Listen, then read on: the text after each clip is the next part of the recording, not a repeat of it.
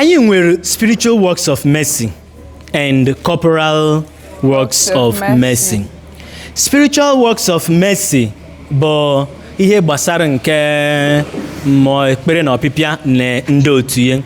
Corporal works of mercy gabụ ndị a na-eme na anụ ahụ, like ili onye nwụrụ anwụ, like inete mmadụ na nga, like onye ga-enweghị shelter to provide shelter for them. Immediate past Pope Francis nwere encyclical o dere aha ya bụ Laudato Si. And in that Laudato Si, either after that or within that period or before that, some people were advocating na ijido environment anyị kwesịrị ịbụ a corporal work of mercy. Because Nechukwu nra anyị ya, ma anyị jido mee, anyị bido mee na ya. And if we don't jido mee ya, we will not bido mee na ya. This is rainy season. That's why I'm saying it. Ụmụntakịrị, shut up. Onye na-agụ Peter na Paul, amami ọ na nọrọ nwayọ. Otu dịrị Jesu. During rainy season, o nwere one common practice anyị nwere the very bad. Joka. And that's mbịa nkụzi nke onkwenta kemoriom unu. O nwere ụbọchị anyị nọ na cathedral ezite ozi SOS call. Ọhalle gbata n'ebe bishop Ganada. I don't know if I've shared that story with you. Anyị lile aso haile obogo obuma obu shovel ihe nwele wote. Anyị gbara na agbakwa ụtụtụ. Anyị lile ndị Father Barant, ndị STC, ndị St. Catherine's gbadaga na Bishop's Court. Ogabune that time o bu n'ụzọ gbadara na ere ụlọ. Unu mana nwere ke shija channel munyi lile na agbada that side. O nwere gota gara n'ihu be.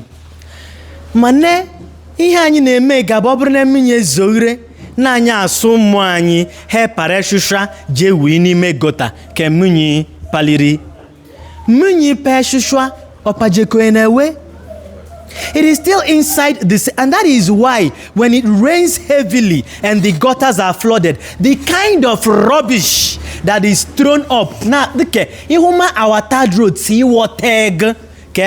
Somebody janyamo ka nyacharoka ikpere shushoka tigbegbere azize kporo we n'ime gota ke gịnị meme. I don't understand it. Ahugomam somebody be etelo bere kwa mpekele kwalile dem ko beshitere for the whole year. O vutebe adoi n'ime gota. What does it take you to just mayok?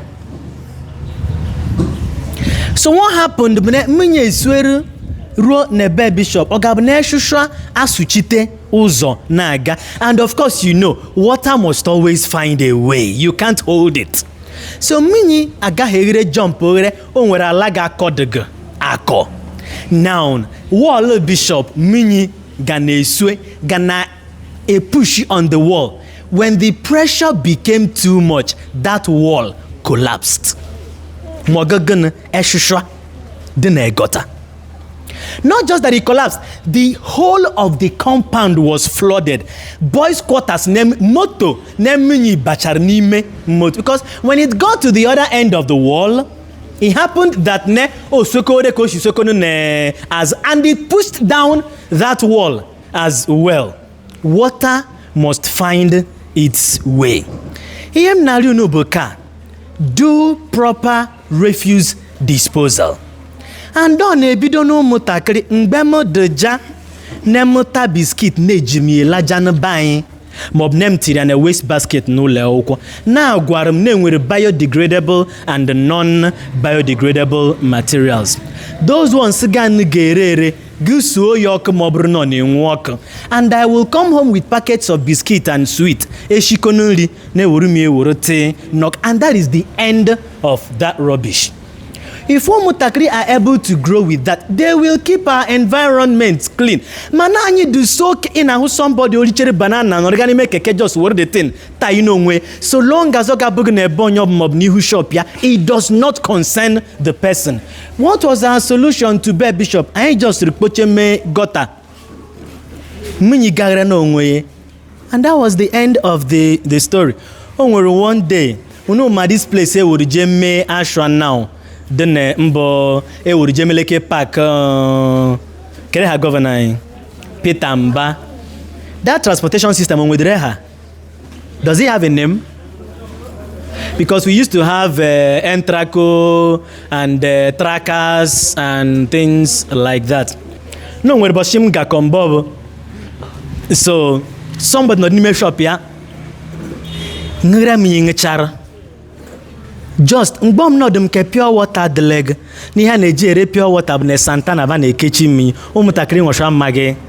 Ọ bụ ekechite mmiri na Santana ga na-ege 1 kobo ma ọ bụ 25 kobo depending on what they were selling it. Ngechara nọrọ na shop ya just taita no dị nkata dam na ekeke okwu. Ihe mere ebe na-ehulete mal. Wolite leader return. Vam. Back to his shop. Now, my pain was not that ne or tatariambem no. No, but ni ha bụ mgbe egbori ekolto ọhụụ. Kem triana srimadian isogtenya like you odegetoyi na egbori ha akolta. Why do you want to do it like this? Okrirem because he knew he was guilty. Ne cathedral as well. Eshim office berata ga bako n'ime parish house. 5:30 kunugwamka. Ga bako n'ime parish house. So echere mazi here like this. Numa ke something dar kokorom. And it sounded like konkomu imagi hangrang. Ha, not nuchem si abliham cherbiene me like this. So tagariam or gabne somebody no nime motoe ngchara manya just wayeka word the thing word tie. Ye merem ne jegrem he jerurute. I was a seminarian that time. Just wolite the thing.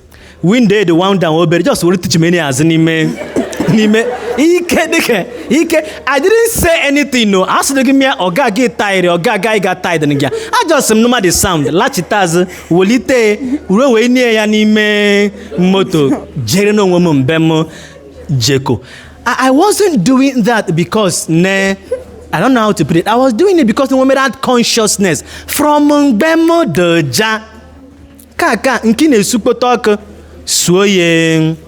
Okay, then dispose of those things properly so we don't mess up our environment. You wanted to say something? Okay. Onwerenye nwere ihe ọ chọrọ ikwu before na anyị emechite time ekpere anyị erughịrị me. Ya. Na ndụ ebe. Biko ihe chọrọ ikwu maka ihe anyị na-ayọ.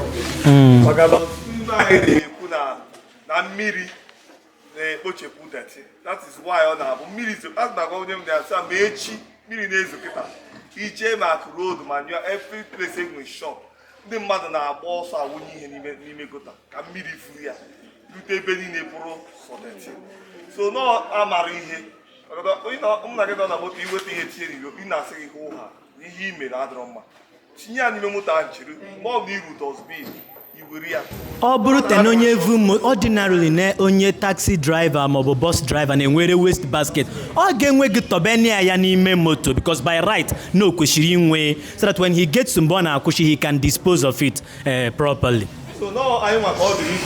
Biko ọ bụrụ na anyị like this anyị ha that we are able to cultivate that culture we will have cleaner environments. This environment. Most of the time, each family expose nephews. There was somebody. It's not that the person is poor, so to say. Okay. Well, people is in bad, and maybe I get 10 naira or 20 naira. Yeah. That's in there. I just had to come on your dollar. But this is the. Oh, yeah, shall I actually cash in how? So, on a bed like that, on a done they go. There's no way they can clear all of them because the particles which now it is easier for them to back them and throw them away.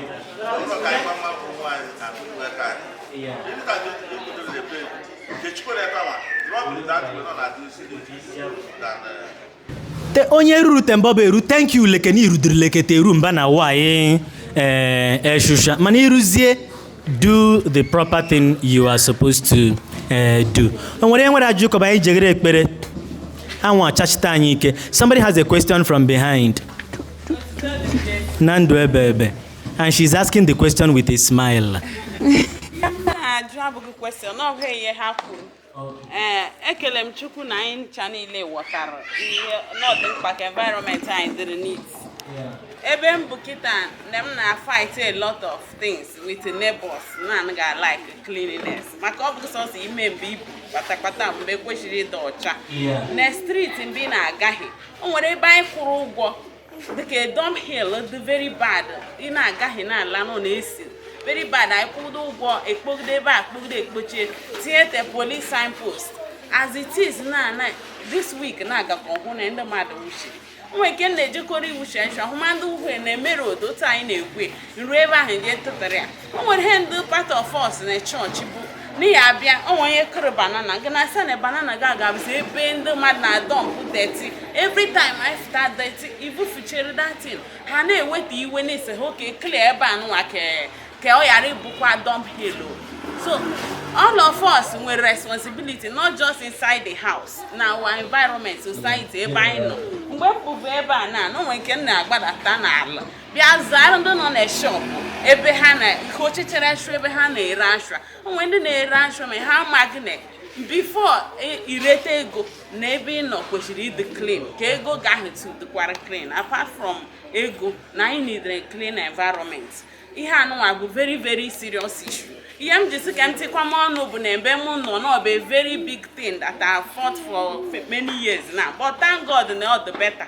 Otito dịrị Jesu. Thank you for fighting a good cause. Biko ọ bụrụ ta ya bụ anyị jijala na nkụzi nke okwukwe nta ya bụrụ ya bụ anyị jijala dispose of your refuse properly. Oto dịrị Jesu. Ọ dịkwa m ka ihu ma tikoro m nke ngwere ekoru ka ọ bụ na-enwe emete gị ọ na-emete ọ gabụ ụka ọzọ ka anyị banye is exactly 5:30 ka anyị banyezie n'ime ụlọ ụka for ekpere ndị ọzọ.